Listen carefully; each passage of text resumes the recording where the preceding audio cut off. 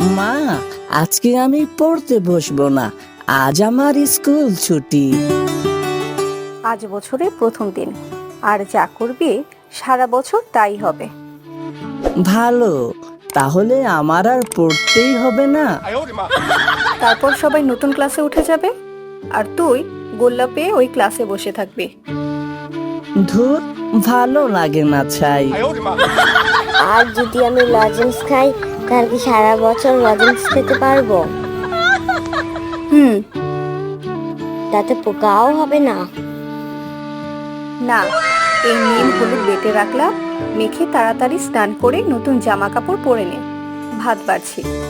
আমার পুতুলকেও হলুদ মাখাবো।